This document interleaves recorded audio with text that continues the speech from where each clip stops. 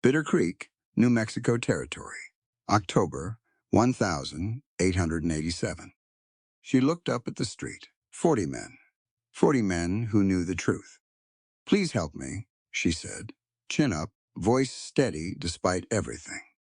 "Any one of you."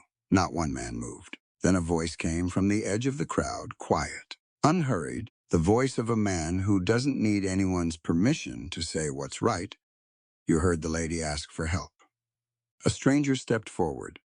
No name, no badge, nothing but a worn Colt revolver, and the eyes of a man who had seen too much injustice to look away one more time. This is the story of a woman who stood alone and the one man who chose to stand with her. Stay right there, because you need to know where this goes. The courthouse steps were cold that morning. Eleanor Mercer stood on the second stone step, with her hands clasped in front of her and her father's silver watch pressed against her palm through the fabric of her skirt pocket. She could feel the shape of it, the weight. Jacob Mercer had carried that watch for 30 years, and she had not let it leave her person since the day they told her he was dead. Sheriff Pike stood to her right, close enough that she could smell the tobacco on his coat. Silas Harrow stood at the base of the steps, relaxed, one hand resting on the carved post, the other holding a folded document. His lawyer stood beside him with a second copy, and a pen already uncapped. Harrow had the kind of stillness that expensive men practiced. He was not nervous. "He had no reason to be, Miss Mercer," the lawyer said. "This proceeding has been duly recorded with the county office. You are here to acknowledge your family's outstanding debt of $6,000 to Bitter Creek Bank and to arrange terms of settlement." Eleanor said nothing. The lawyer cleared his throat. "The simplest resolution, and the one Mr. Harrow has graciously agreed to honor, is a voluntary transfer of the Mercer property, including the spring, effective. That signature is not my father's." Her voice came out steadier than she expected. She pointed to the document in the lawyer's hand. "His capital M. He always extended the final stroke. That one ends flat." Whoever copied it was working from memory, not from practice.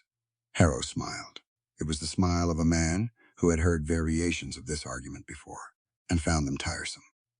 "Your grief is understandable," he said. Jacob Mercer was well regarded. But grief sometimes makes people see dishonesty where there is only uncomfortable truth. "Bring me any letter my father wrote, any freight record, any bill of sale. The handwriting won't match." The signature was witnessed by 2 bank employees. "Then bring them forward." Harrow glanced at the lawyer, who capped his pen briefly and then uncapped it again. No employees appeared. Eleanor turned to face the street. There were perhaps 40 men gathered along the courthouse square. Some had come out of the feed store. Some had stopped their wagons. A few had simply been passing when the proceeding began and had not yet found a reason to leave. She recognized almost every face. The blacksmith, Tom Greer, stood near the water trough. He had reshod her father's horses twice a year for 11 years. Ben Aldrich from the feed store had taken Jacob's account in grain and molasses since Eleanor was a girl. Reverend Bell stood near the church door across the square. He had confirmed the original Mercer water filing. Eleanor knew this because Jacob had told her so. 3 years before Harrow's bank had been built on land that used to belong to someone else. She found Bell's eyes. He looked at the ground. "Please," she said, "any one of you who remembers my father's dealings. Anyone who knows we did not borrow $6,000 from a man who wanted our spring." Tom Greer turned to look at his hammer. Ben Aldrich stepped back into his doorway. The men along the street held themselves very still, the way people hold themselves when they are trying not to be seen moving. "Jacob Mercer sold you fair horses," she said. "He extended credit when the drought hit in '83. He testified at the Donahue land hearing when nobody else would sign the petition." "Nothing. I am not asking you to fight anyone. I am asking you to say one true thing out loud. A wind came down from the mountains and moved dust across the steps." Harrow nodded to Pike. Pike closed his hand around Eleanor's wrist. Not rough, just final. The pen appeared in her other hand before she understood how it had gotten there. You heard the lady ask for help. The voice came from her left, quiet, unhurried. The way a man speaks when he is not particularly interested in whether people think he is serious. A stranger stepped away from the hitching rail. He was weathered around the eyes, wearing a faded brown coat that had been good once. Dark hair with gray in it, a scar that ran from his left temple toward his ear. He moved with a slight stiffness in his right side, though he did not favor it openly. He walked on to the bottom step and looked at Pike's hand on Eleanor's wrist. "Is there a territorial judge present?" he asked. The lawyer blinked. "This is an administrative proceeding. A judge is not a forced signature on a property transfer. Without a territorial judge present isn't a legal document. It's theater." He looked at Harrow. Expensive theater. Harrow studied him. "And who are you?" "A name won't make your paper honest." Something shifted in Harrow's expression.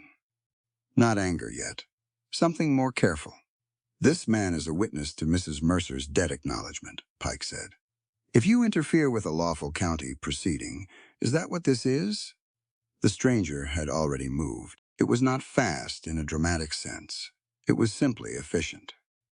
He stepped at the Pike's side, put 2 fingers on the sheriff's wrist in a specific place, and the grip released. Pike reached for his revolver and found the stranger's hand already there, not pointing the gun at anyone, just holding it. He set the pen down through the document's signature line in a single motion. Not violently, just definitively. The document tore slightly along the crease. Pike took a step back. The men on the street murmured. Harrow said, "Take him." 3 of Harrow's men started forward from the edges of the square. The stranger glanced down at the document, still in the lawyer's hand. Something caught his attention. Eleanor watched his eyes move to the lower corner of the page. A small mark. She could not read it from where she stood, but whatever it was, it changed the expression on his face. Just for a second. Something that might have been recognition, or might have been old pain. Then Harrow's men were close, and the moment passed. He did not draw. Instead, he moved to the freight wagon parked along the courthouse wall and struck the brake pin loose with his boot heel. The wagon rolled. Not far, not fast, but far enough that it crossed in front of 2 of the men and knocked a water bucket into the 3rd. The square erupted for about 10 seconds. A horse shied. The lawyer dropped his papers. Pike shouted something. Eleanor was already moving.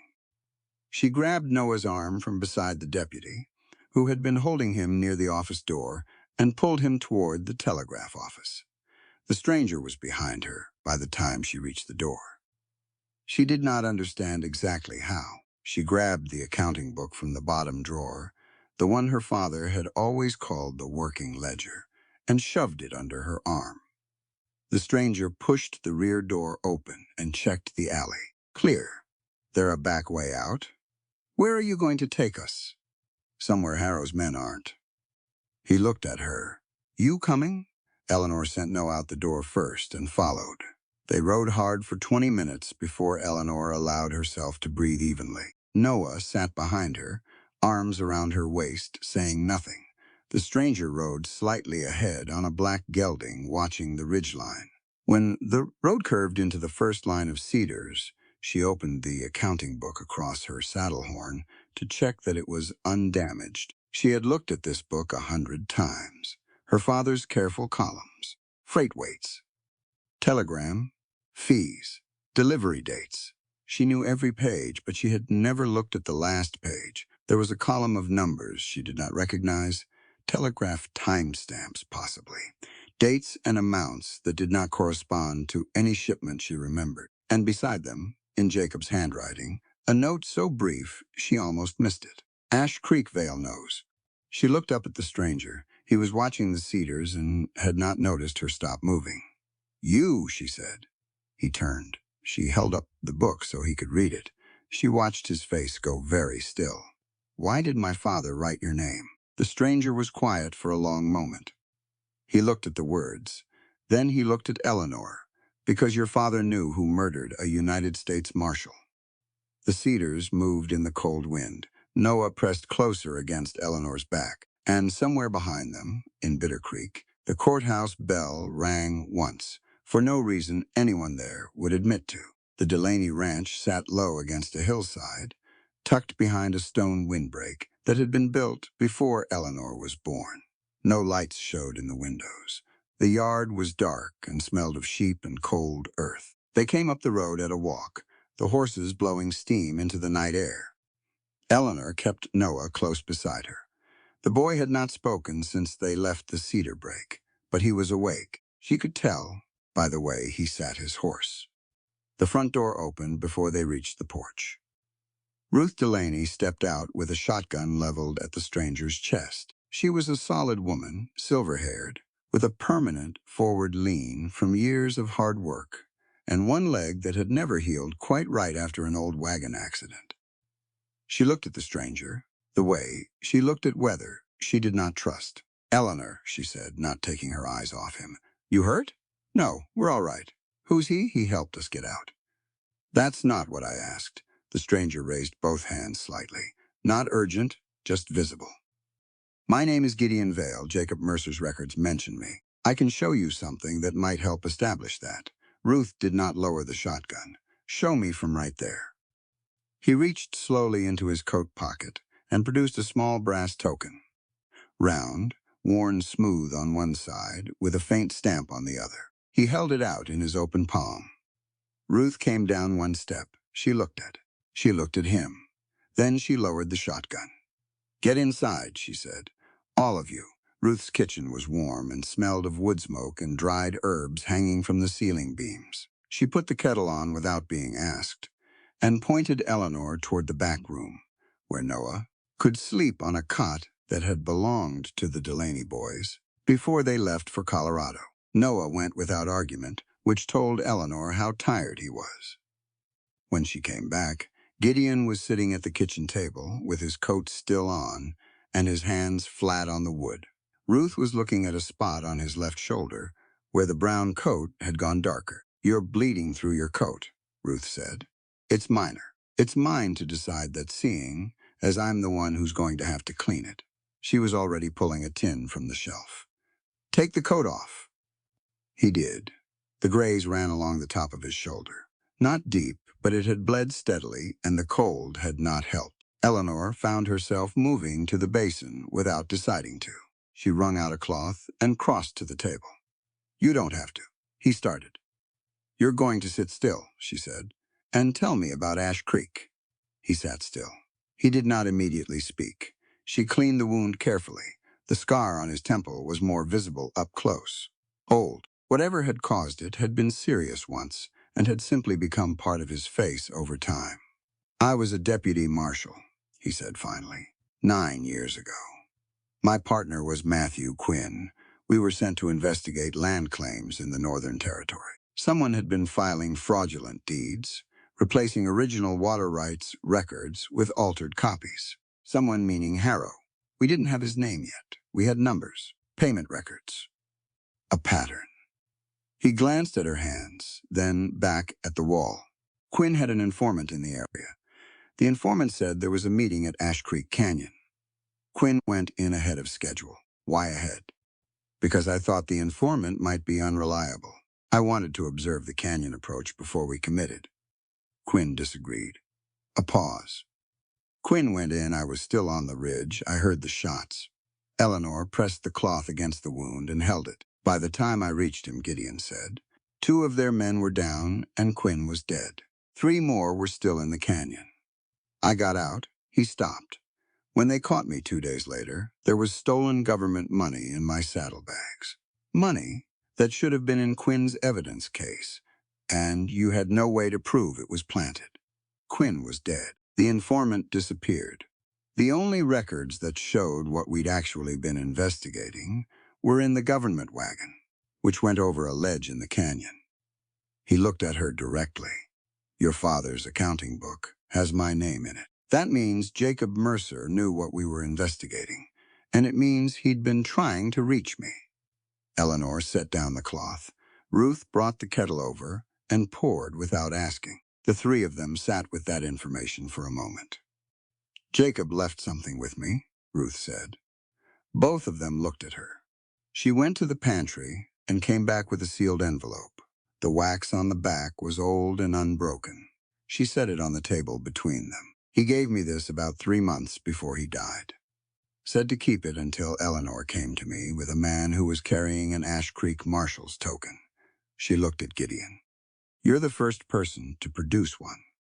Eleanor broke the seal. Inside was a single sheet in her father's handwriting. No greeting, no explanation. Just one line. Look beneath the first water brought into the house. She read it twice. Then she knew. The indoor pump, she said, at the ranch. Before Papa ran the line out to the yard, he built an old stone trough under the kitchen floor. It's been covered over for 20 years. Gideon pulled his coat back on carefully. Then we go tonight, he said. We, Eleanor repeated. You know the house. Harrow's men don't. That matters. She looked at him. He was not telling her to stay behind. She had half expected him to try. We go after midnight, she said, when the road's clear. Ruth poured a second round of tea and said nothing about any of it, which was its own kind of agreement. They reached Mercer Ranch in the darkest part of the night, well past midnight, when the cold had settled into everything and the wind had gone quiet. Eleanor went first through the side gate. The yard was undisturbed, but the house wasn't. Someone had been inside. The front door was not quite closed. Inside, her father's desk had been pulled apart. The drawers stacked on the floor, papers scattered. They had been thorough. Whatever Harrow's men were looking for, they had not found it, or they would not have left the papers behind. Eleanor moved to the kitchen without lighting a lamp. The floor near the old indoor pump was laid with wide pine boards. She counted from the wall the way Jacob had shown her once when she was 12 years old, and he was explaining why he decided to run the water line outside. Instead, second board from the iron pipe fitting. Third nail from the eastern wall. She pried it up with a fireplace tool. Underneath, wrapped in oilcloth that had yellowed and stiffened with age, was a rolled map. Gideon lit a match and held it while she unrolled it on the floor. It was a survey map, detailed, professionally drawn, with a county registration mark in the upper corner, and the date printed clearly. 15 years old. It showed the Mercer property boundaries, the spring location, and the filed water rights claim registered to Jacob Mercer. It also showed something else. A dotted line running northeast from the spring. Annotations in a different hand noted distances and grades. A small box at the end of the dotted line read Proposed Railroad Watering Station, Supply Route Assessment. Eleanor looked at it for a long moment. He wasn't just protecting our land, she said. He was protecting the water from becoming a railroad monopoly. Harrow knew about the railroad assessment, Gideon said. He was studying the registration mark. If this filing predates his bank, it means every deed he's held up as evidence of Mercer debt is built on top of a document he couldn't legally override. He needed the original destroyed. A horse blew outside, not one of theirs. They heard hoofbeats from the south road, moving at a canter. Eleanor rolled the map quickly and pressed it inside her coat. Gideon moved to the window.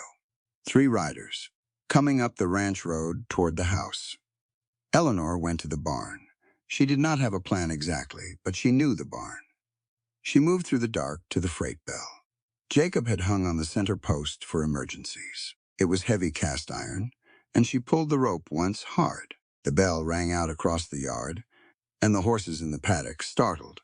All 4 of them. They hit the paddock fence at a run, and the near post gave. And suddenly, there were horses going in 4 directions across the dark yard, and Harrow's riders had to pull up fast to keep from being run down.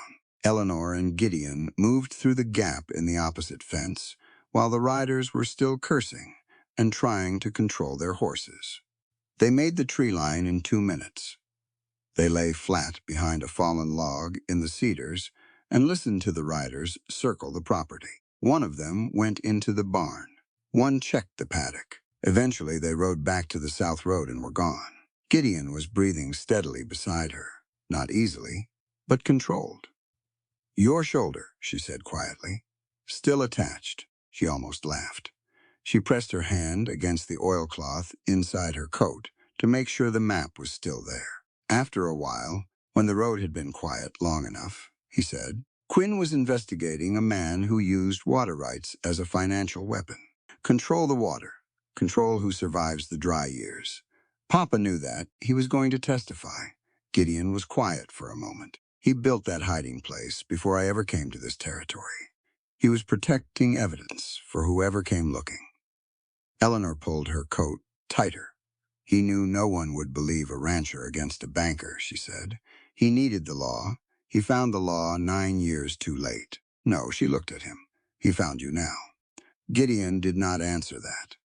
But he did not look away either. They were close enough in the dark that she could see the match scar on his temple. He had the face of a man who had spent a long time outdoors and a long time alone, and those were not entirely the same thing. We need to go, he said. I know. They moved back through the cedars toward the horses. In town at that same hour, Silas Harrow sat at his desk and listened to his man describe the stranger who had interrupted the courthouse proceeding. The build, the brown coat, the way he had moved Pike's hand off Eleanor Mercer's wrist. Harrow opened the bottom drawer of his desk. Inside was a tin box. Inside the box was a folded wanted poster, old enough that the paper had softened at the creases. He unfolded it under the lamp. The face was younger. The scar was not yet in it. But the dark eyes were the same, and the jaw, and the particular expression of a man who had been photographed while looking at something he did not trust. The name beneath the image was printed in government type. Gideon Vale, wanted for the murder of Deputy Marshal Matthew Quinn. Harrow folded the poster carefully and set it on the edge of the desk where the lamp could reach it. Send word to Pike, he said. Tell him we have a name. By morning, Eleanor had the accounting book open on Ruth's kitchen table, with the telegraph logs spread around it. Ruth's kitchen was good for this kind of work. Plenty of table space, good light once the sun came around to the east window, and Ruth herself had the sense not to hover. She made breakfast, set a plate near Eleanor's elbow, and went out to see to what was left of her sheep without being asked. Gideon sat across the table. He had slept 2 hours on the floor near the fire, which was apparently enough for him. Eleanor had not slept at all. Look at these groups, she said, turning the book so he could see. Papa recorded freight totals by the shipment. Weight, destination, fee, standard columns. But these numbers here don't match any shipment in the corresponding log. They're too precise for estimates and too irregular for a standard rate table. She had pulled old telegraph logs from the bag she'd grabbed at the freight office. The logs recorded messages, sent and received, with timestamps, station codes, and character counts. These number groups are structured like telegraph timestamps, she said. Time, station identifier, and then an amount. But they're buried inside ordinary freight accounts, written as if they're part of the same column. She pointed to a specific grouping. Then she opened a telegraph log to a date that matched. This one. The timestamp corresponds to a cattle sale message sent from Bitter Creek to the county office. But the amount recorded in Jacob's book is 3 times the declared cattle value. She looked up. He was recording the actual payment, the real transaction. The cattle sale was the cover. Gideon had gone very still. What's that initial? He said, pointing to a small letter beside one amount. The ink was lighter than the surrounding entries. Written smaller. P, she said. He turned several pages, found another, and that one. Also P. She found a third, 3 of them across different dates. And here. She found a page with 2 initials together, QF. Quinn's informant used the initials QF in his reports, Gideon said. He was not looking at the book anymore. He was looking at something that was not in the room. Quentin Ferris. He was a county clerk. He disappeared before the trial. Harrow paid him and then probably buried him. He pulled the book toward himself and studied the grouped numbers. These dates, 2 of them are within a week of 3 ranchers losing their land. Aldrich's brother-in-law, the Hennessy family, Tom Greer's cousin. Eleanor checked her log. The telegram sent on that date had been a routine cattle price request, nothing unusual. He bribed county officials through ordinary wire traffic, she said. The telegrams looked like business. The actual payment records were hidden in Jacob's freight book. Harrow didn't know Papa had it, 'cause Papa was the one encoding it. She sat back. My father was building a case. Systematically, he found a way to record the transactions without Harrow knowing the records existed. He needed the original telegraph strips, Gideon said. The carbon copies made at the moment of transmission. Those would match the timestamps and prove the numbers weren't invented later. They're at the freight office. He looked at her. Harrow will have people there, she said. Ruth might be able to arrange a distraction. Ruth, as it turned out, had more than a distraction. She had approximately 40 sheep that needed to move from her south pasture to the church paddock, and the most direct route ran straight through the center of Bitter Creek's main street. She had been meaning to move them for 2 weeks. Today seemed as good a day as any. She drove them herself with her old dog working the edges of the flock, and the result was exactly what anyone who knew sheep would expect. They spread across 3 streets, stopped traffic at the feed store end, and caused a general disruption that lasted the better part of 40 minutes. Eleanor went in through the freight office roof. There was a loading hatch above the back storage room that Jacob had built for hauling heavy cable spools. She had used it twice as a girl. Gideon waited below and handed her up. The freight office smelled like sawdust and ink, and the particular dry metal smell of telegraph equipment. She moved through the dark carefully. The main floor was visible through gaps in the boards. Harrow had a man at the front counter, pretending to examine shipping records. She went to the records cabinet in the back. It was empty, every drawer, every folder. Stripped. She stood there for a moment and made herself think. Noah was beside her suddenly, which startled her badly enough that she grabbed his arm. "How did you?" "Reverend Bell brought me," he whispered, "through the church end. There's a gap in the fence behind the schoolhouse." He looked at the empty cabinet with no particular surprise. The main drawers, empty, because Papa had a second one. He moved to the side wall where the wainscoting met the floor and pressed 2 specific boards with his palm. A narrow panel shifted. Behind it was a shallow space not much wider than a man's hand, running along the base of the wall. Inside, it was a paper bundle tied with freight string. Carbon message copies. Dozens of them. The thin tissue paper used in transmission logs with stamps and times and the faint gray imprint of every word. Eleanor untied the bundle carefully and moved to where a strip of light came through the roof boards. She worked through the copies until she found the dates that matched Jacob's ledger. The payment amounts were there. Not in the message text, which was ordinary, in the character counts. A deliberate miscounting that matched exactly the number groups in Jacob's freight book. It was elegant, actually. Simple enough that no one would notice unless they were specifically looking for it. "He taught himself to encode it," she said quietly. "Your grandfather taught me the basic code," Noah said, with the particular pride of a boy who has been trusted with something serious. He said, knowing how to hide information inside ordinary messages was a skill worth having. She looked at him. He was 12 years old, and he had been carrying this since before Jacob died. "Why didn't you tell me?" "Grandfather said to wait until someone named Vale showed up." He looked toward the hatch. "And then you came home with him."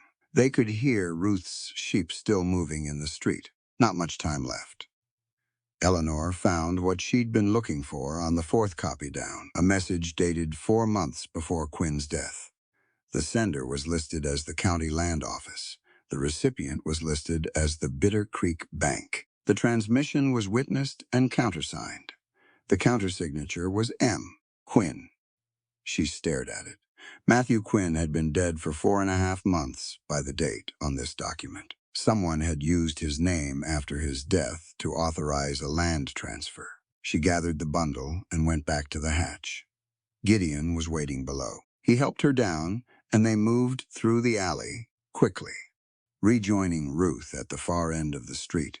Once the sheep had been persuaded into the church paddock, they sat in the back room of the church while Eleanor laid out the copies and explained what she had found.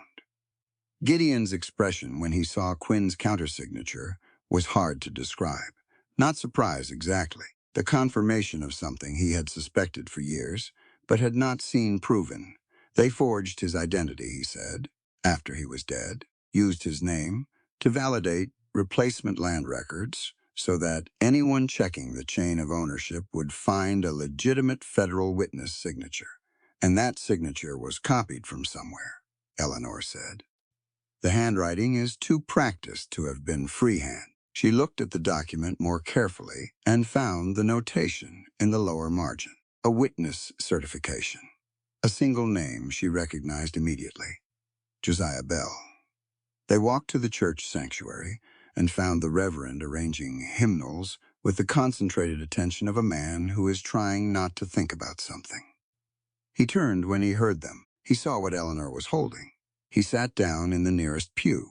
Reverend, Eleanor said. She sat across from him. We're not here to accuse you of anything. I need to know what you remember.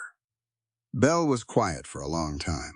His hands were unsteady in his lap, and he pressed them flat against his knees to still them. Harrow came to me with a document for certification, he said finally, 7 years ago. He said it was a routine correction of a filing error in the county record. The water claim for the Mercer property. Was it a correction? No. He looked at Eleanor. The original filing was valid. I had copied it myself 15 years before. The document he brought me was a replacement. The seal placement was different. The legal description had been altered. Did you sign it? I refused. He stopped. And 3 days later, a man I had never seen came to my daughter's house in Colorado and introduced himself as a representative of the bank, with information about debts her husband had incurred. He looked at the floor. She has 4 children. Eleanor held the document with Quinn's forged signature. This countersignature, she said. It was copied from something you certified originally. Do you remember what? Bell looked at it. His face changed. That is Quinn's signature from a witness attestation he filed when he was investigating the county records. He studied it. The pen pressure is identical. The angle of the Q, he paused. Someone traced it. Which means Harrow had access to Quinn's original attestation, Gideon said. The county records office would have copies. Bell looked at Gideon steadily. I know who you are. I recognized you when you walked into the square yesterday. He waited. I did not tell Pike. I know, Gideon said. You're still not going to testify. Bell looked at Eleanor. I cannot put my daughter's family at risk. Eleanor looked back at him. She was tired, and she had not slept, and she had been patient with frightened people for longer than she could count, and she was not angry at Josiah Bell. She understood him, but understanding was not the same as accepting. Reverend, she said, Harrow is already using your certification history to hurt families. He is using your silence the same way he uses everyone else's, including mine. She stood. Noah is 12 years old. He has been hiding his grandfather's evidence for months because he knew it would get him killed to show it early. He is not afraid. Bell said nothing. Tell me one thing, she said. The authentic deed. The original filing you copied 15 years ago. Where was the county seal placed? He was quiet for a moment. Upper left corner, he said, always. That's where the county clerk placed the seal on original filings. He looked at her. Harrow's replacement document has the seal at the bottom. That's enough, Eleanor said, for now. She tucked the carbon copies back into her coat and walked to the church door. Gideon followed. They were 2 steps into the yard when someone came around the corner of the building fast, and then a second man from behind the woodpile, and there was no gap between seeing them and the first man swinging. Eleanor moved before she processed the decision. The church bell rope hung from the support beside the door. She grabbed the counterweight at the bottom of the rope and pulled it back and let it go, and the weight swung hard into the side of the closer man's head. He sat down in the dirt. The second man had Gideon's arm, and Gideon pulled with it. instead of against it, getting inside the grip, and had the man's wrist twisted up behind him in 2 seconds. But his right hand shook when he applied pressure. He felt it. Eleanor saw that he felt it. The man got his arm free and reached for his belt, and Eleanor grabbed the first man's fallen revolver from the ground and pointed it. The man looked at her. "Go," she said. He went. The other one had already gotten up and followed. Gideon stood with his right hand open at his side, looking at it. "It's the cold," he said. "I know. My grip fails when Gideon." She lowered the gun. "I know." He looked at her. She had used his name. It was the first time she had said it to his face. "I should have told you," he said, "before we went into any of this. You had a right to know. You're telling me now." She handed him the revolver. He took it with his left hand. "I was carrying a letter in my coat at Ash Creek," he said. "A personal letter, not evidence. I'd stopped to read it on the ridge when I should have been watching the canyon. By the time I folded it away and moved to the position, Quinn had already gone in." Eleanor listened. "I've spent 9 years deciding that was the reason, that the hesitation was the letter, that if I hadn't stopped, Harrow planned that ambush with enough men to kill you both regardless of where you were standing," she said. "If you had been in the canyon with Quinn, you would both be dead, and there would be nobody in this churchyard right now who knows what he knew." He was quiet. "I'm not saying it doesn't hurt," she said. "I'm saying it's not the same as being responsible." A bird moved through the cedar across the yard. Far off, Ruth's dog was barking at something in the direction of the cattle pens. Gideon looked toward the mountains. The clouds there were heavy and low, moving south. "One of the messages we pulled," he said. "It mentioned a strongbox, something they called the Quinn strongbox, stored at Ash Creek Canyon. Harrow sending men to get it before the first snow." He looked at the clouds, "which means we have very little time." He was quiet for another moment. "The wind moved through the churchyard. That canyon took one good man from me," he said. "Tomorrow it may ask for another." Eleanor looked at him standing there in the cold with the mountains behind him and the clouds coming down, and she thought about her father building hiding places under the kitchen floor, and about Quinn going into the canyon alone, and about 40 men in the street who had not been able to say one true thing out loud. "Then we go tomorrow," she said, "and we come back." They rode out before sunrise. The canyon was 20 miles north, and the clouds from the night before had not gone anywhere. They sat low and gray over the Sangre de Cristos, and the air had that particular weight to it that comes before serious weather. Not rain, snow, still a day off, maybe 2, but coming. Eleanor rode with Jacob's accounting book wrapped inside her coat and the carbon copies into her saddlebag. Gideon rode slightly ahead, which she had stopped objecting to. It was not about authority. He was reading the road. There was a difference. They did not speak much in the first hour. The land changed as they moved north. The flat range gave way to broken country, dry arroyos cutting through red clay banks, then cedar and juniper thickening toward the canyon mouth. The trail narrowed. The horses slowed. Gideon stopped at the canyon entrance. He sat his horse and looked at the walls. They were maybe 40 feet high on either side, pale sandstone, cracked and shadowed, with a strip of gray sky above. The trail ran along the eastern wall before dropping toward the canyon floor. Eleanor waited. He had not told her everything yet. She had understood last night that he would not tell her while they were still at Ruth's, with Noah sleeping on the other side of a thin wall. Some things required a particular kind of space. "The wagon overturned about a quarter mile in," he said. "There's a ledge on the western wall, about halfway up. Whoever was up there had a clean shot at anything moving on the trail below, and Quinn was on the trail below. He went in at a walk. He was not expecting an ambush. Our informant had given us a meeting location, not a shootout. His voice was even, but his jaw was tight. Quinn was careful. 9 years in the marshals. He was not a reckless man. Then why did he go in ahead of you?" Gideon moved his horse forward slowly into the canyon mouth. "Because we argued," he said. "About the informant. I thought Quentin Farris was being used by someone to lure us in. Quinn thought I was being overcautious. He paused. He said I treated every piece of information like a trap because I didn't trust anyone. Were you wrong?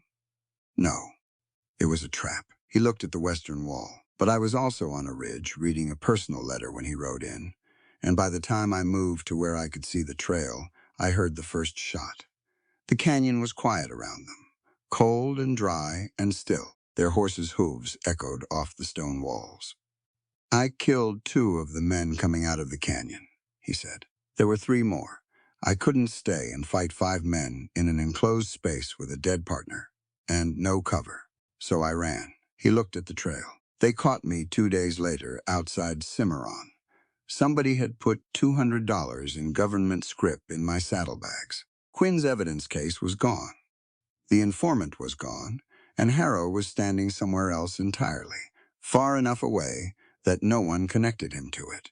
He had a land transaction meeting in Santa Fe that same day.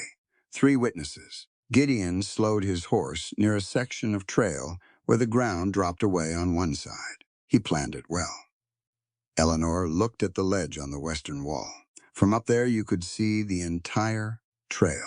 Anyone moving below would have been visible for 100 yards in either direction. You didn't hesitate because you were afraid, she said. You hesitated because you were thinking. And then Harrow's men used that minute against you. Quinn still went in without me. Gideon, she waited until he looked at her. Harrow put men on that ledge before dawn. They were waiting regardless of what you and Quinn decided. If you had ridden in together, they would have shot you both from above, and the result would have been 2 dead marshals instead of 1. She held his gaze. You being alive right now is not a consequence of your failure. It is the only reason any of this is possible.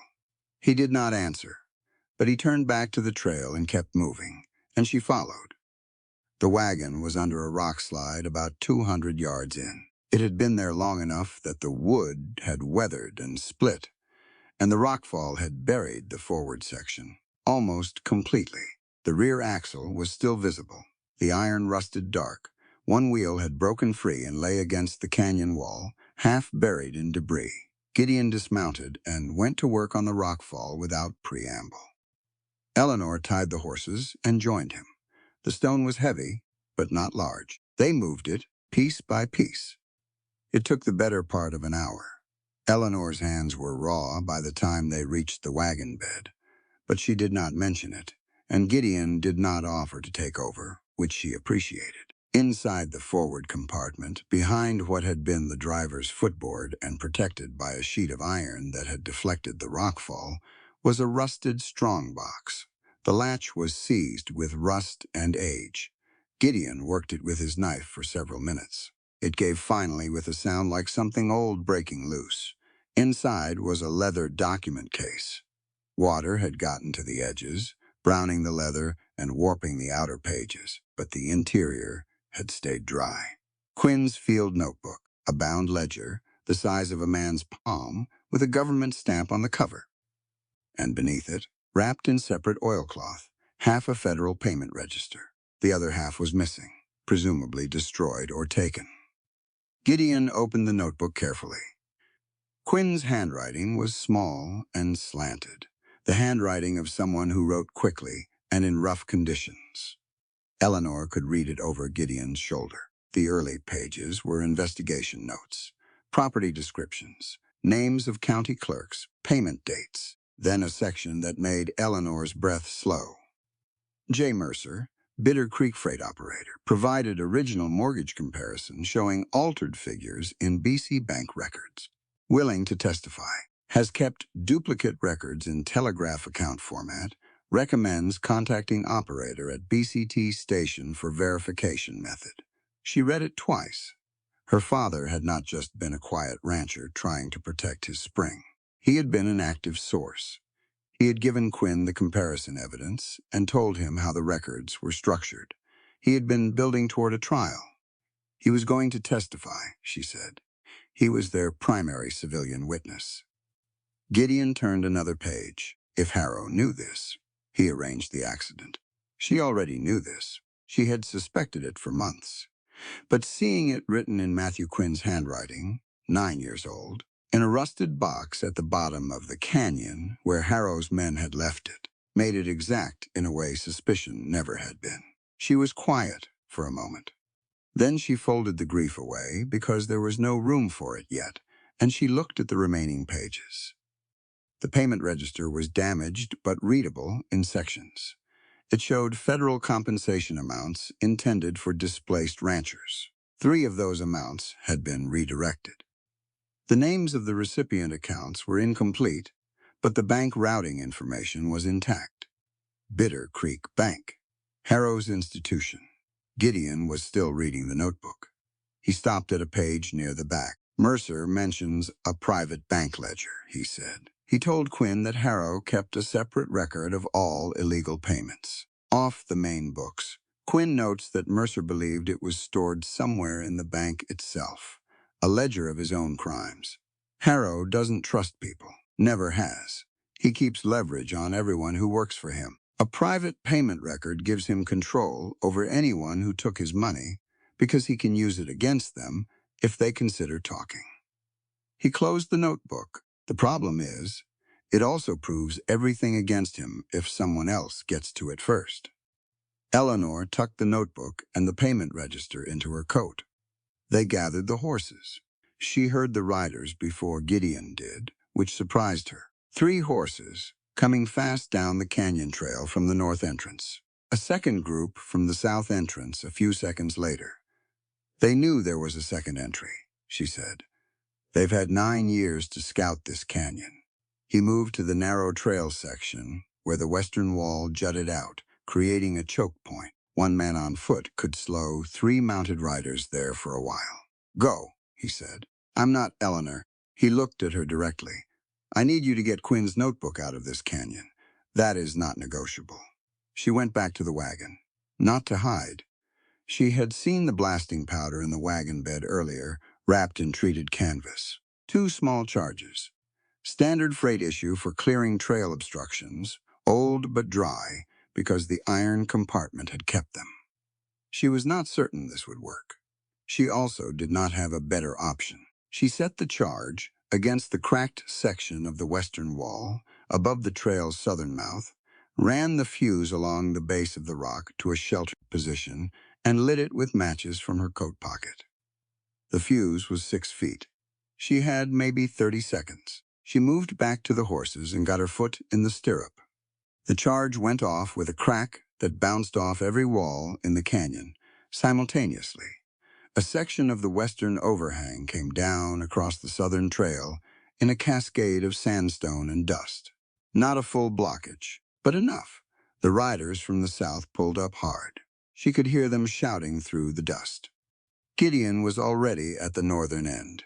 She reached him in 60 seconds, and they came out of the canyon at a run, north side, and did not slow down for a mile. They came over a ridge and stopped on the far side, in a stand of juniper where they could see back toward the canyon mouth, without being silhouetted. No pursuit yet. The dust from the rockfall was still visible in the cold air. Gideon's shoulder was bleeding again. He noticed her looking. It'll hold, he said. She did not argue, because there was nothing to argue with at that moment, and they both turned south. They saw the smoke before they reached Delaney Ranch, black and thick, rising from the direction of Ruth's property, visible from 4 miles out. Too much for a chimney fire. Too deliberate in the way it climbed. Eleanor kicked her horse. The barn was gone when they arrived, still burning at the far end, but the structure was collapsed, and the sheep had been scattered across the surrounding pastures. Ruth was sitting on the ground near the house, with a cloth pressed to the side of her head. A woman from a neighboring property was with her. Eleanor dropped from her horse before it had fully stopped. I'm all right, Ruth said before Eleanor reached her. They hit me when I tried to get to the barn. Knocked me down, and I stayed down, which was the intelligent thing to do at that point. She looked at Eleanor with steady eyes despite the blood on the cloth. They took no up. Eleanor went very still. Pike came with 2 deputies, Ruth said. said Eleanor, had kidnapped Noah from lawful county custody. Said the boy needed to be in the care of the county until the fraud investigation was resolved. He's 12 years old, Eleanor said. They know you won't leave without him.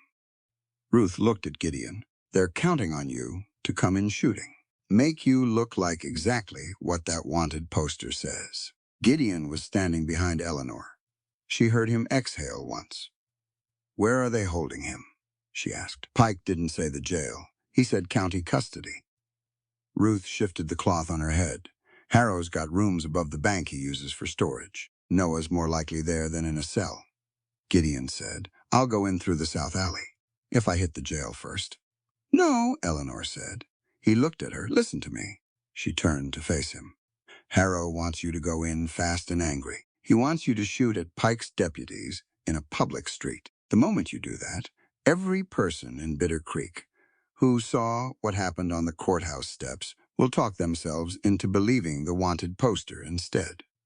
She held his gaze. You go in as the murderer, and everything we've recovered from that canyon becomes evidence collected by a murderer. It poisons everything. He was quiet. She watched him work through it. He did not like it. She could see that clearly. But she was right, and he knew it. Separate, she said. I'll go in through the church cellar. I know someone who can tell me exactly where Noah is. You contact whoever you trust in this town. The stage driver Ruth mentioned. Calhoun, Ruth said, runs the overnight route.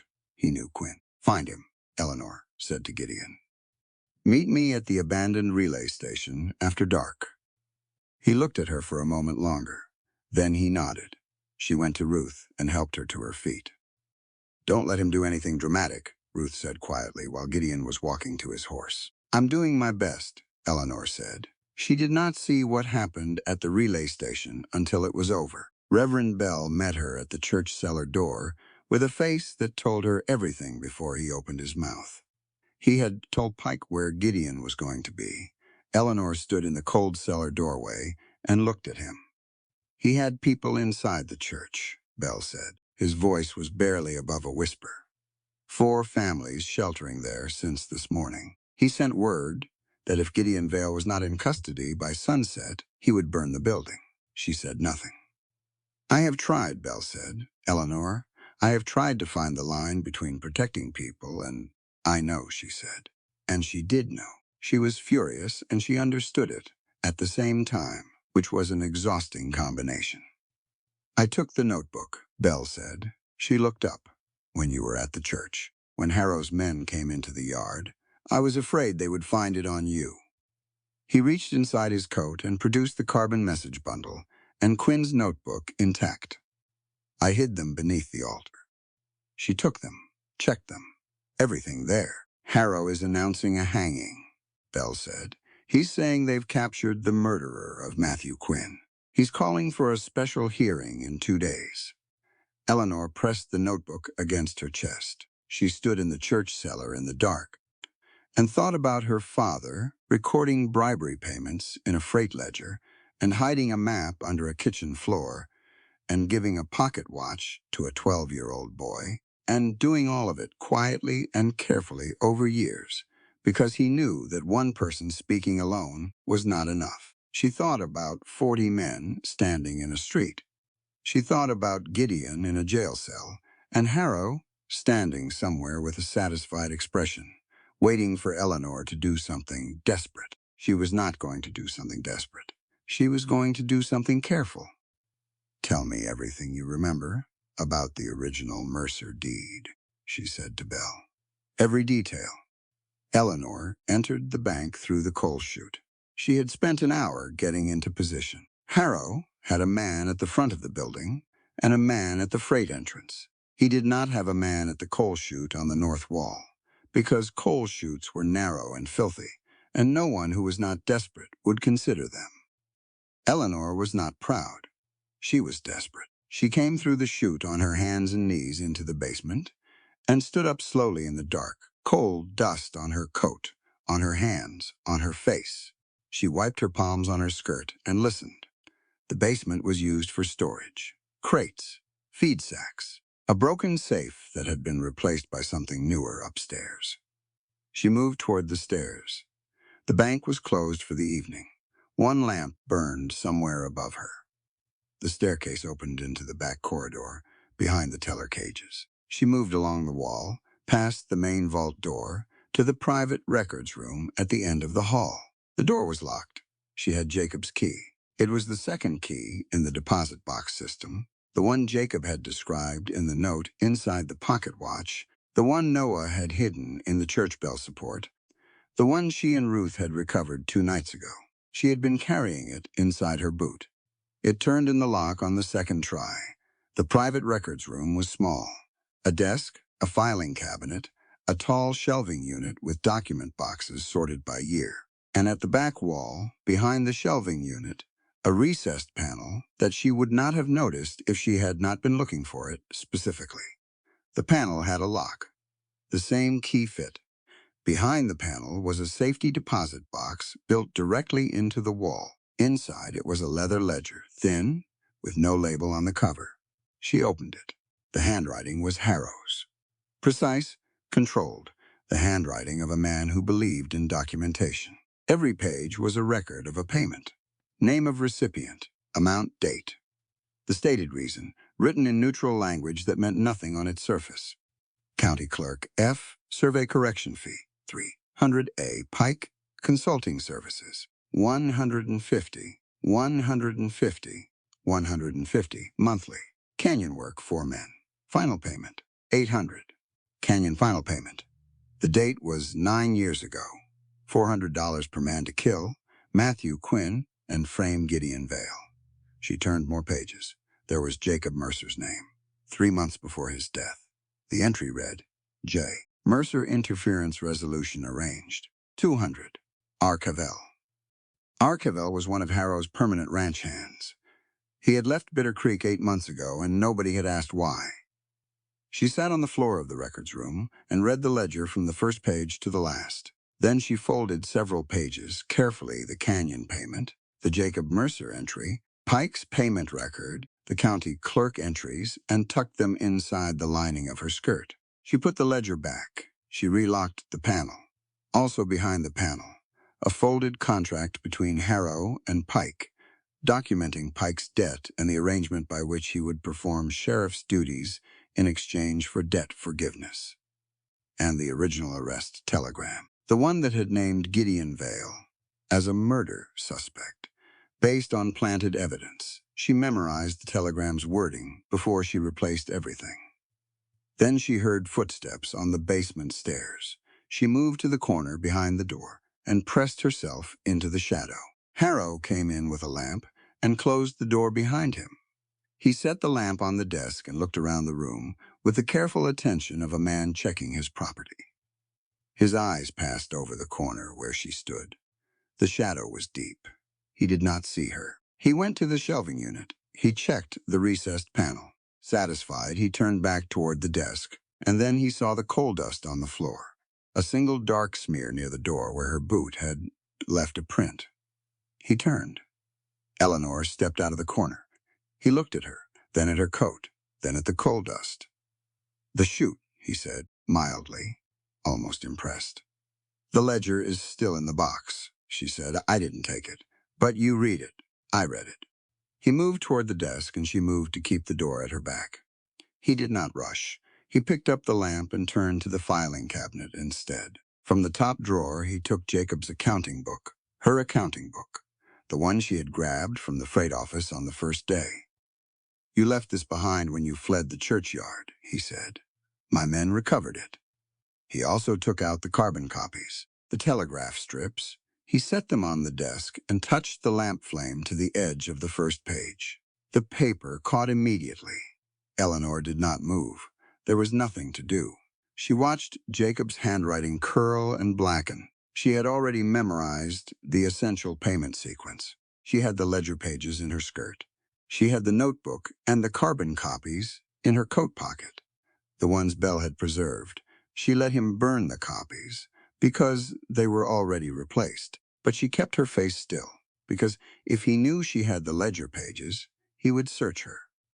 You are a persistent woman, Harrow said. He watched the papers burn with no particular satisfaction, just efficiency.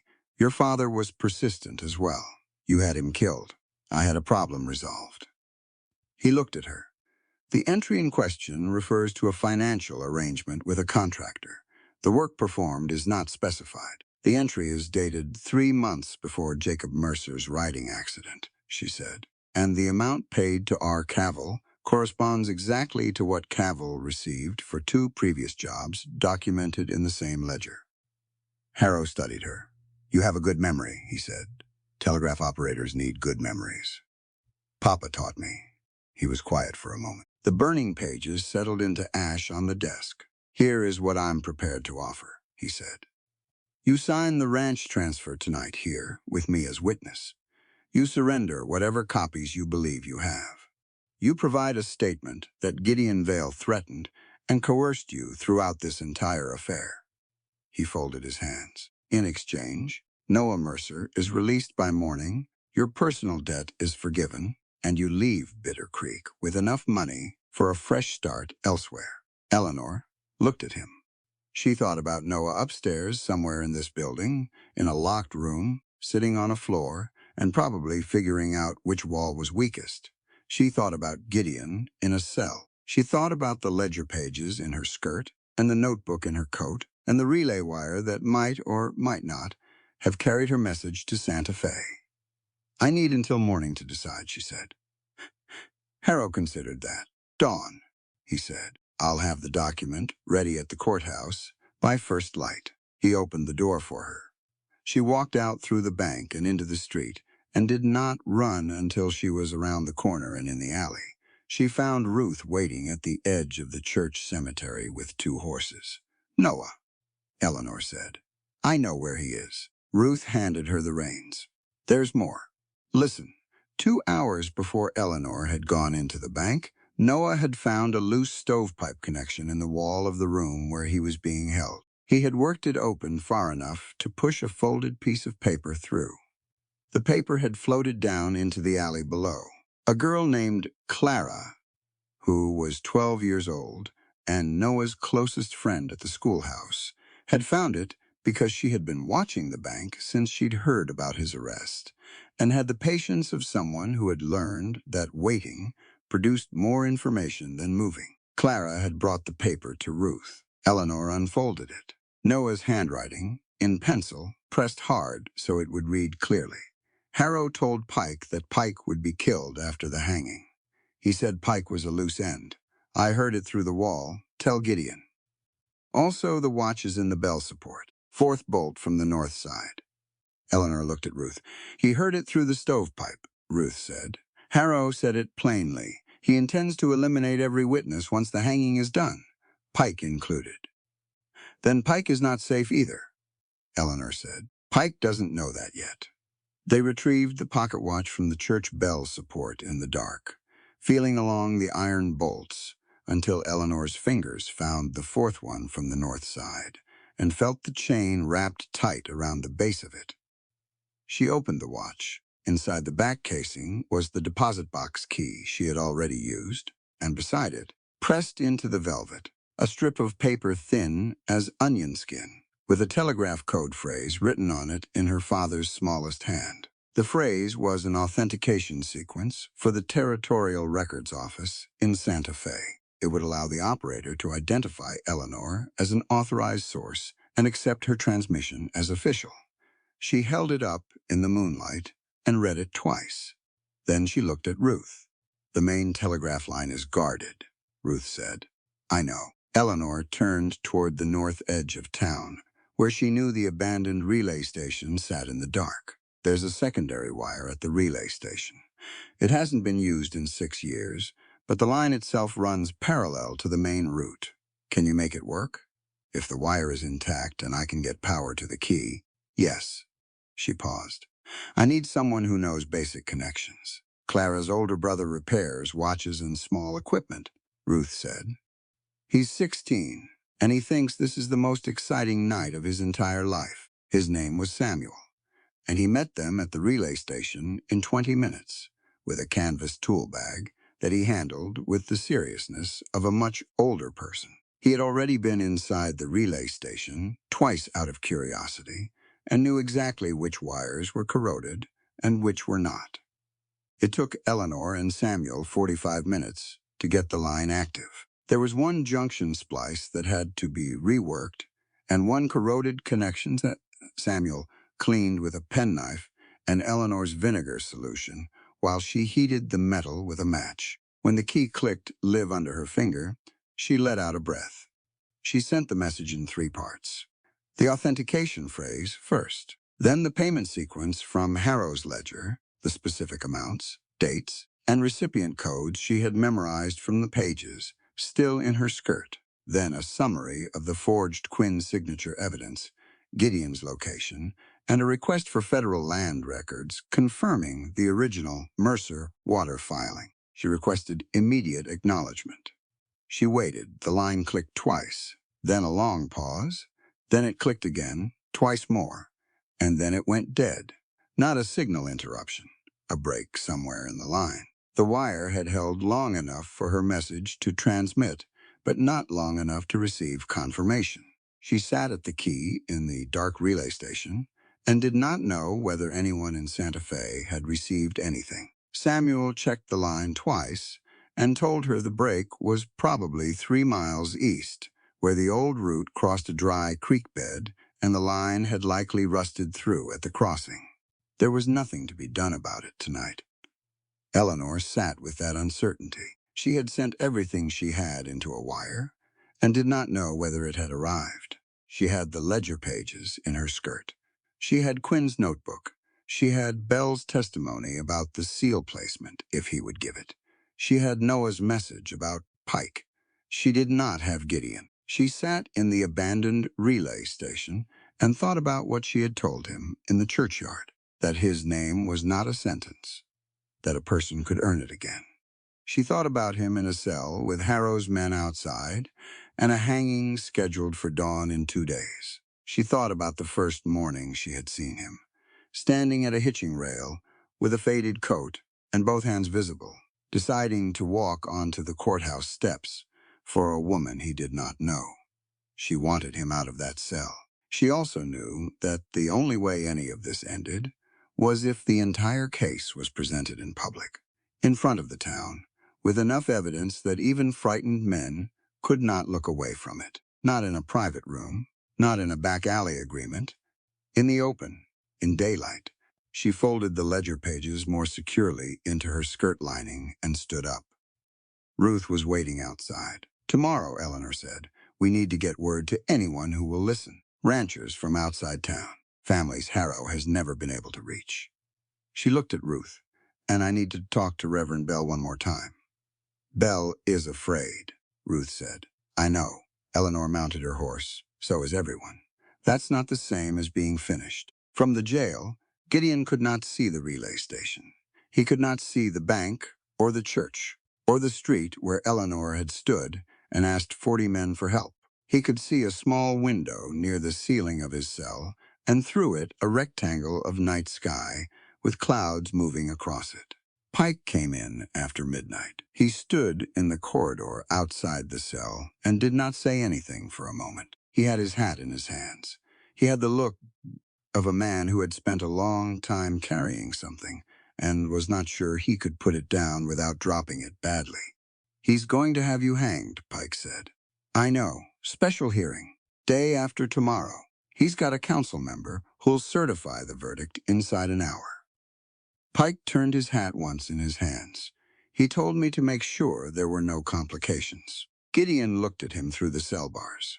Pike had a careful badge. Even now, in the middle of the night, in a corridor with no one watching, the badge was polished. It was the last thing he maintained with any care, and Gideon suspected Pike himself could not have explained why. "One honest act cannot erase 9 years of corruption," Gideon said. "I'm not going to tell you otherwise." Pike said nothing. "But it determines what kind of man you die as. Harrow's going to decide he doesn't need you after the hanging. I'd think carefully about what that means." Pike put his hat back on. He looked at the window above the cell. "There's a telegram in my desk drawer," he said. The original arrest order, issued after Ash Creek. Harrow dictated it himself.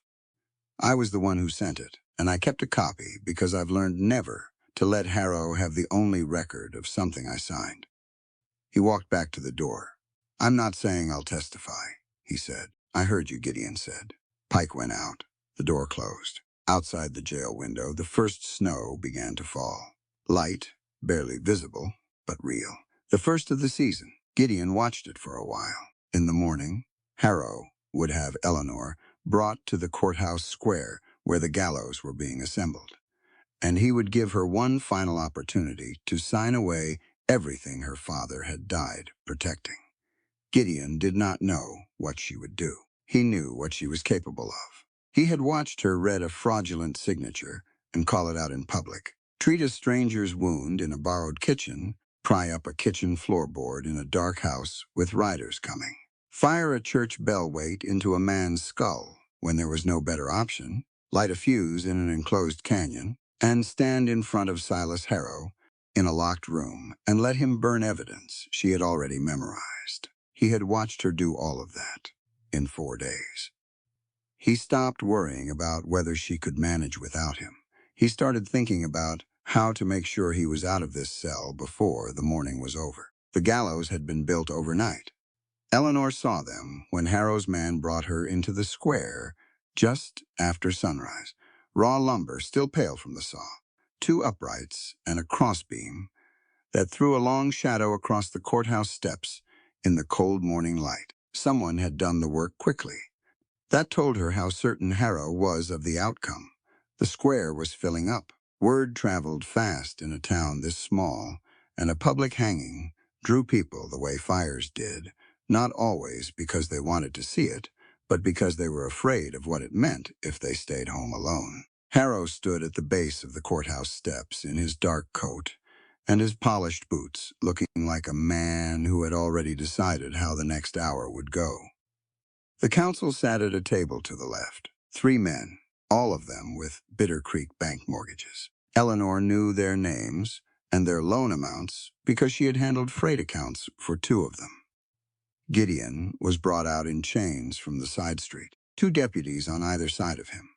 His hands were bound in front with a length of heavy chain that ran through an iron ring at his waist. He walked straight. He did not look down. Their eyes met across the square. She looked away first, because she needed to think, and looking at him made thinking harder.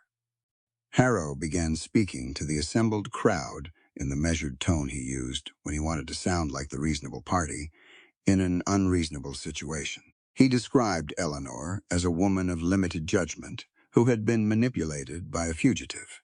He described Gideon as a documented murderer whose history of violence was a matter of federal record. He described the proceedings as a formality, a courtesy to the rule of law before an unavoidable conclusion. Then he turned to Eleanor. Mrs. Mercer, he said, you have one final opportunity to resolve this matter simply. Testify that Vale threatened and coerced you. Sign the property transfer, and I will personally ensure that your nephew is released within the hour and that no further charges are pursued against your family. The square was quiet. Eleanor reached into her skirt. She had rehearsed this in her head through the night. The order mattered. Start with the numbers. Because numbers were not emotional.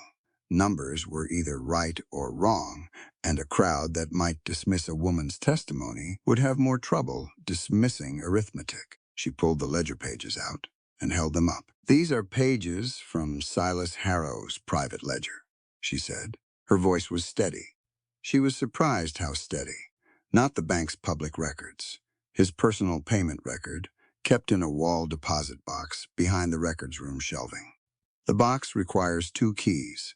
Jacob Mercer took the second key before he died. Harrow said she fabricated those in 4 years ago. Harrow paid $300 to a county clerk listed as F, described as a survey correction fee. She read directly from the page. Following week, the Hennessy property was transferred to Bitter Creek Bank for unpaid debt. A debt that Tom Hennessy's widow says did not exist. She looked up at the crowd. 2 years before that, An entry records $800, paid to 4 men for what is described as canyon work. The date is 9 years ago. The month is October. She let that land. Several men in the crowd shifted. That is the month Matthew Quinn was murdered at Ash Creek Canyon, she said. The council members looked at each other. Harrow's jaw was tight, but he kept his expression controlled. There are 17 entries in this ledger that correspond directly to property transfers, witnessed disappearances, and acts of violence in this county over the last 12 years. She folded the pages carefully. I can recite every one of them from memory, if required, because I am a telegraph operator, and my father taught me to read numbers the way other people read words. Harrow stepped forward. His voice was quiet and sharp. Those pages were stolen from a private business record. Whatever she claims they show, they were taken by a woman who broke into my bank and minus. I found them in a blue deposit box behind the third panel on the bank records room wall, Eleanor said. She watched his face change. It was only for a second. But the square was still enough that several people saw it.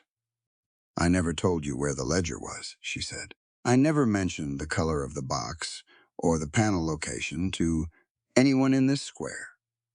You just confirmed both. Harrow understood what he had done. She saw the precise moment he understood it. Movement at the back of the square. Reverend Bell walked forward. He moved slowly, with the deliberate step of a man who has made a decision and intends to carry it through before fear can reconsider. He was thin and white-bearded, and his hands were shaking visibly. But he came to the front of the crowd, and he turned to face the same direction Eleanor was facing. I certified the original Mercer water filing.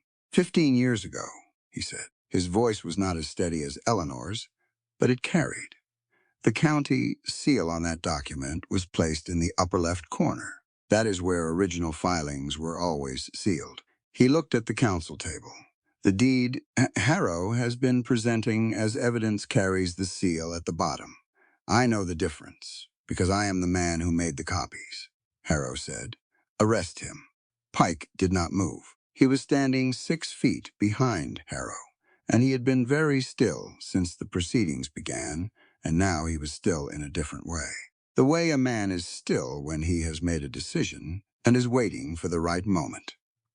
Ruth arrived at the south entrance to the square. She was not alone. She had ranch families from the outlying properties, men and women who had been driving through the night. She had Quinn's notebook in her hands. Behind her, 2 men carried the rolled survey map from the Mercer kitchen floor. Harrow's hired gunmen moved. There were 6 of them spreading around the edges of the squans near their belts. Gideon watched the spread. He had been watching the chain clasp on his right hand since they brought him out. The clasp was old iron. The hinge pin was worn. He had been working it with his thumb since they chained him, and now, with the gunmen moving and Eleanor standing alone in the center of the square, with nothing but paper between her and the men Harrow paid, he applied pressure in the specific direction that worn iron gives under stress. The clasp opened. He moved toward the nearest gunman as that man reached for Eleanor's arm. Gideon had the man's weapon hand-controlled in 2 seconds. He took the gun, stepped back, and held it low. Nobody needs to die today, he said. The second gunman raised his weapon. Gideon shot the gun out of his hand. Not a remarkable shot at that distance, but deliberate. The man stood there, looking at his empty fingers with an expression of pure confusion. The square erupted. It was not a battle, exactly. It was 6 armed men trying to maintain control of a situation that had stopped being controllable. The moment Reverend Bell walked to the front of the crowd, 2 of the gunmen were grabbed by ranch hands before they cleared their holsters. One ran. One tried to reach Harrow and was blocked by a wall of people who had decided they were not moving. Eleanor went for the courthouse bell rope. She had seen it from the steps on the first morning, and filed it away the way she filed everything, because information was the only weapon she had ever had that nobody could take. She grabbed the rope and pulled it once, hard, and the bell rang out across Bitter Creek in a long, clear note that brought people running from every building on the street. Harrow moved toward her. He grabbed for the ledger pages. She held them away, and he got his hand on her wrist, and she pulled back, and in the struggle, he said, "Those came from the blue box behind the third panel in my records room, and you had no right." He stopped. The square had gone quiet again. Enough of it anyway. Eleanor looked at him. He had just said it again, clearly, in front of the entire assembled town. "You said it twice," she said. "The blue box, the third panel." She raised her voice enough that the people closest could hear. "I described pages from a private ledger. I never described the container or the location." He has now confirmed both twice in public. Harrow released her wrist. Pike walked forward. He reached into his coat and produced a folded paper. Old, well-handled. "This is the original arrest telegram issued after Ash Creek," he said. He held it up. He was not looking at Eleanor or Gideon. He was looking at Harrow. "Dated 9 years ago. Dictated by Silas Harrow and transmitted by me. It names Gideon Vale as the murder suspect, based on evidence that I now know was planted." He paused. "I kept a copy. Harrow kept telling me records were power, so I kept records." Harrow drew a derringer from his coat pocket. He pointed it at Eleanor. The square went very still. Gideon had a clear shot. He had taken a position 10 feet to Harrow's left during the confusion, and at this distance there was no uncertainty about the outcome if he pulled the trigger. He did not pull it. Harrow was holding the derringer with his arm extended, which meant Eleanor was between Gideon and the gun, and a moving situation was not the place for that kind of certainty. Pike moved faster than anyone expected from a man his age. He stepped into Harrow's line and knocked his arm sideways. The derringer fired into the courthouse wall 6 feet above anyone's head. Harrow's elbow connected with Pike's face. Pike went down to one knee. Harrow turned back to Eleanor. Gideon shot him through the shoulder.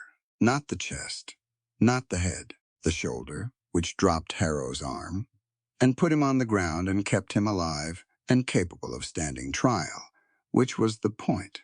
Harrow's remaining gunmen looked at their employer on the ground and at the crowd around them, and made the calculation that was available to them. They put their weapons down. Bell was beside Eleanor. Then a rancher named Fowler from the East property was beside Bell. Then 2 more men. Then a woman who ran the dry goods store. Then Tom Greer, the blacksmith who had looked at his hammer on the first morning when she had begged him to speak, and who now stood with a rifle in his hands and his jaw set. The same 40 men, one by one.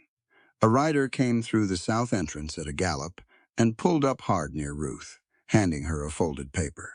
She read it and looked at Eleanor. "Telegraph rider from the relay station," Ruth said. "Came around from the eastern road." She held up the paper. "Your message reached Santa Fe. Federal and territorial officers are coming by train." Eleanor stood in the square with the ledger pages in her hand and the bell still ringing above her, and watched the 40 men form a line. And she did not cry, though she was close to it, because her father had trusted that this was possible, and she had not been sure until this exact moment that he was right. Harrow was taken to his own jail. Gideon collapsed on the courthouse steps. Eleanor was beside him before he reached the stone. He had been shot somewhere below the ribs, a wound he had concealed through the entire confrontation, and the blood had soaked through his shirt and his coat, and he had not said one word about it. She caught him. "You were shot," she said. "During the initial exchange," he said, "before I had the gun. You fought through an entire public confrontation with a bullet in you. It seemed like the wrong time to mention it." She pressed her hand against the wound and shouted for Ruth. Ruth removed the bullet that same afternoon. Gideon was awake for the procedure, which Ruth said was either impressive or foolish, and which Eleanor thought was probably both. He lay on the table in Ruth's rebuilt kitchen because someone had already started on the barn frame, and Ruth had insisted on sleeping in her own house, regardless of the state of it, and he did not make a sound while Ruth worked, except for one moment when she found the fragment lodged against a rib at which point he said one word that Eleanor pretended not to hear.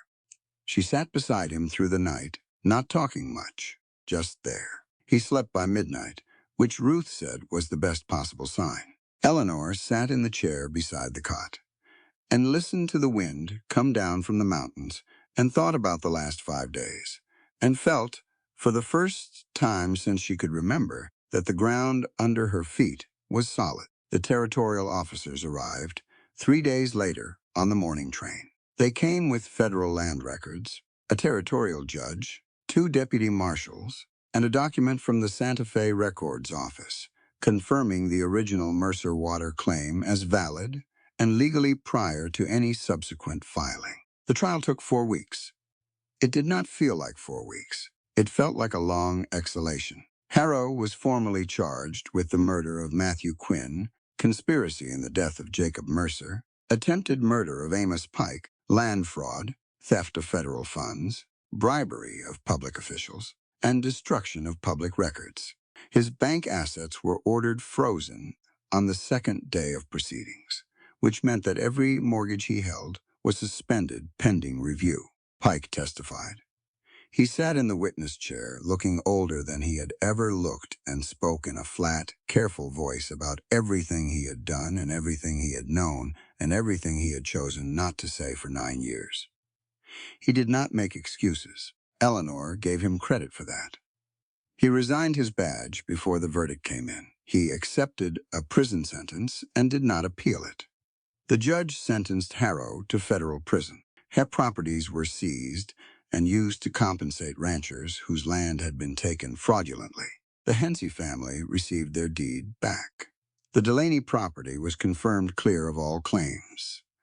The Mercer deed was restored. Eleanor stood in the county records office and watched the clerk write her name and Noah's name at the top of the filing and stamp it with the county seal in the upper left corner. She thought about her father sitting at a kitchen table, recording bribery payments in a freight ledger, column by column, building a case for a trial he did not live to see.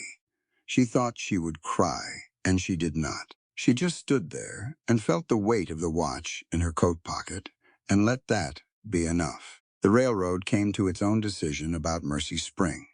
They proposed an exclusive purchasing agreement that would have given them priority access in exchange for a lump payment.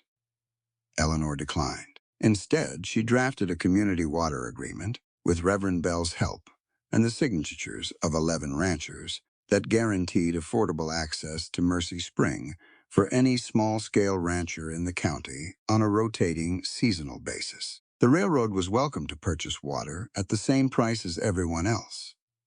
The railroad's representative said this was not how these arrangements typically worked.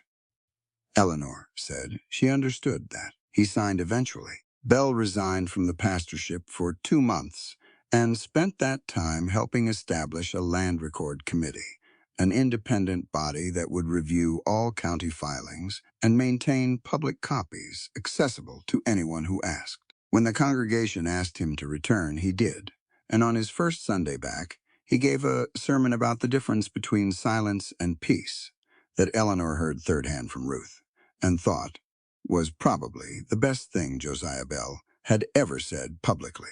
Gideon healed slowly, because that was how bullet wounds healed, regardless of what the person attached to them preferred.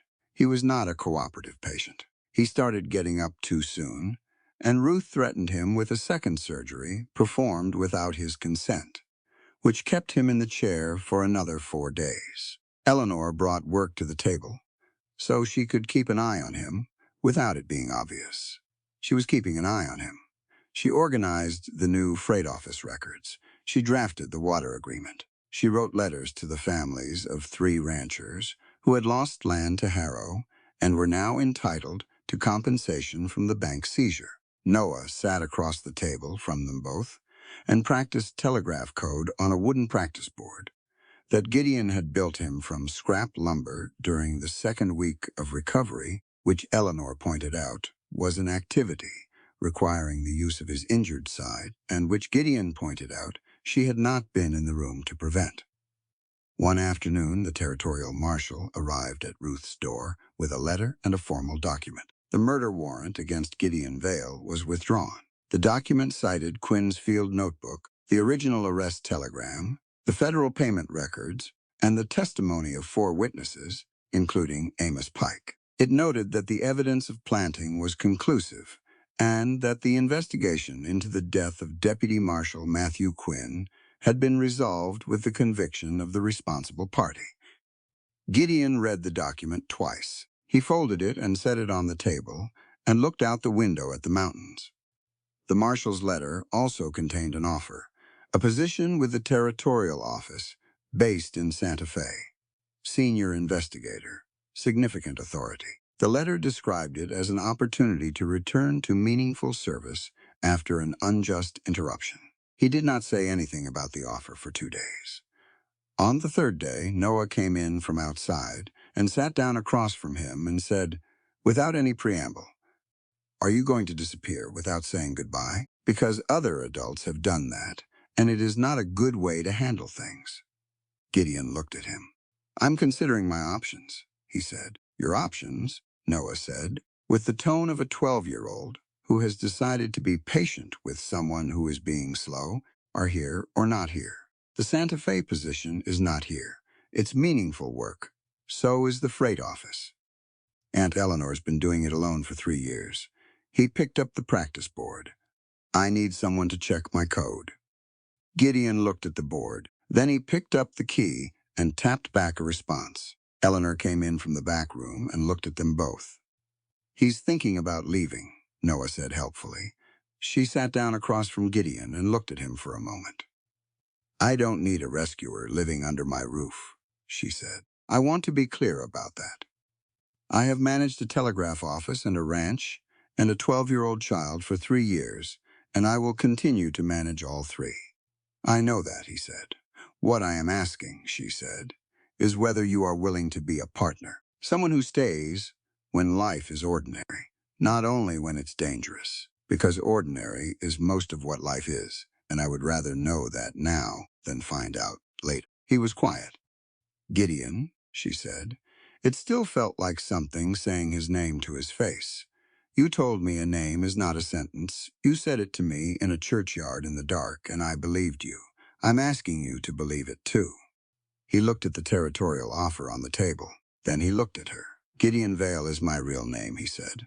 "I stopped using it because when I heard it, I heard the version of myself that let his partner walk into a canyon alone. I thought if I didn't answer to it, I could become someone else." "And did you?" "I think I became someone better," he said. "I just wasn't sure I was allowed to use the name for that person." "A name is not a sentence," she said.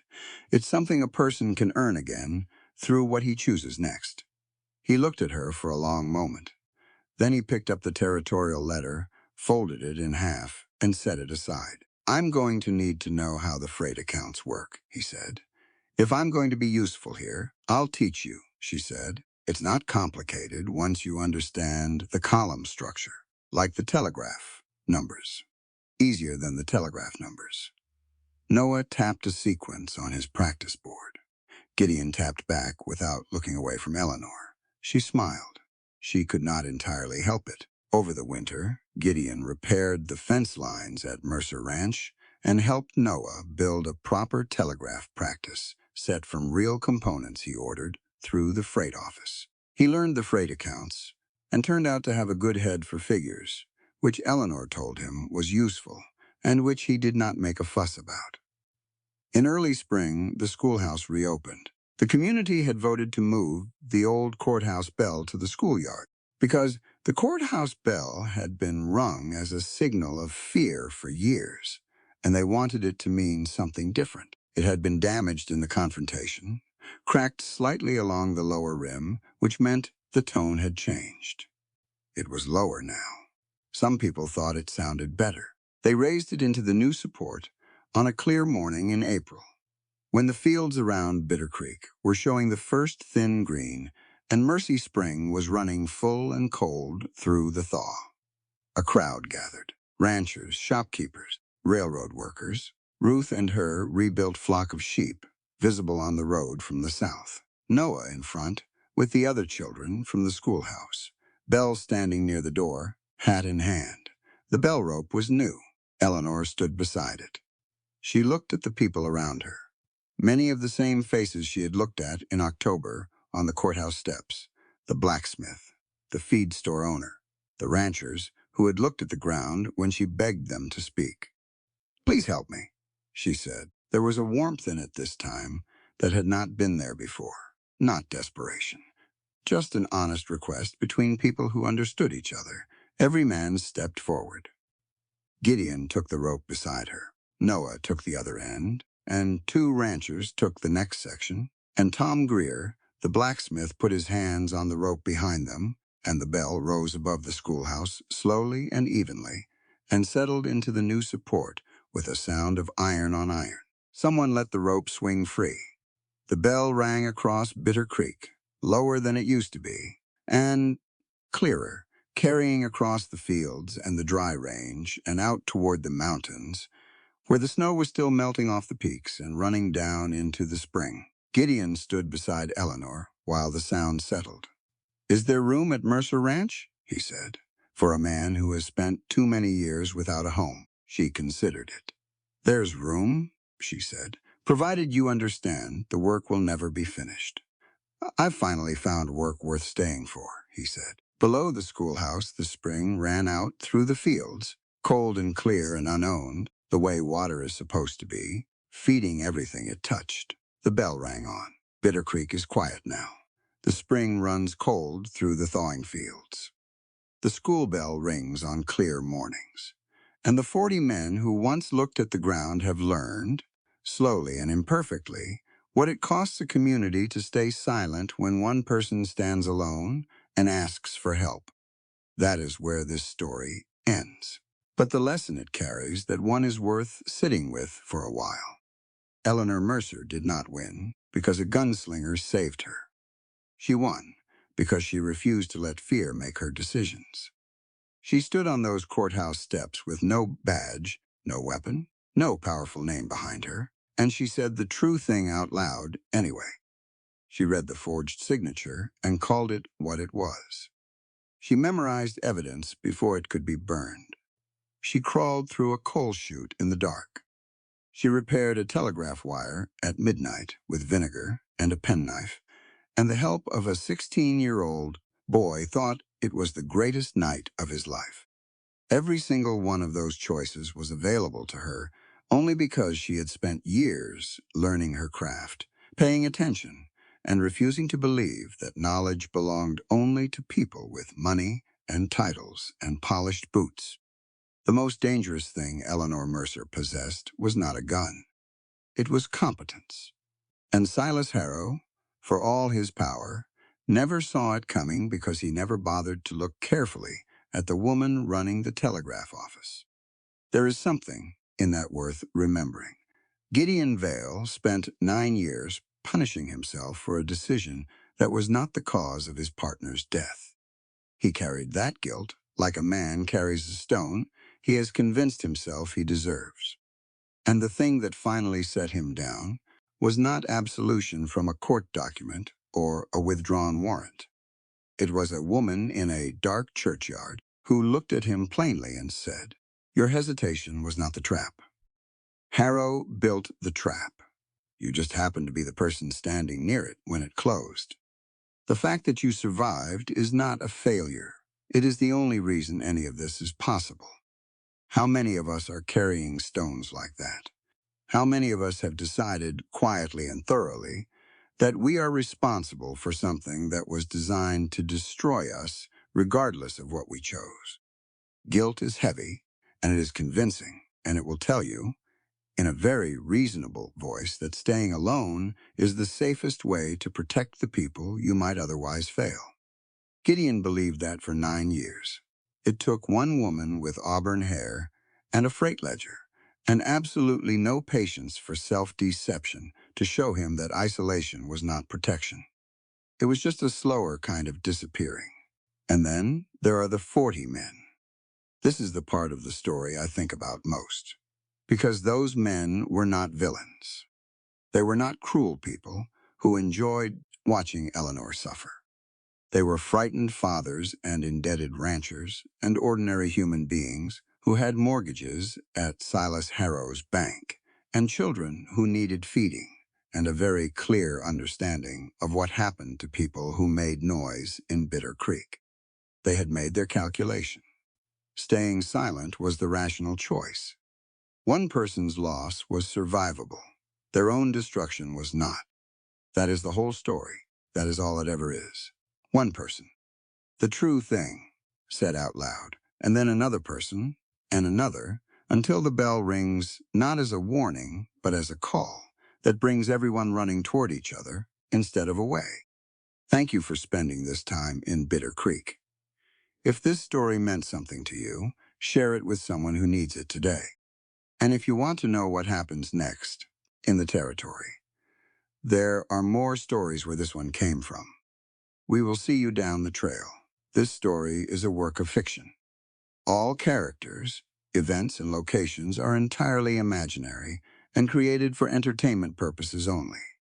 Any resemblance to real persons, living or dead, or actual historical events is purely coincidental.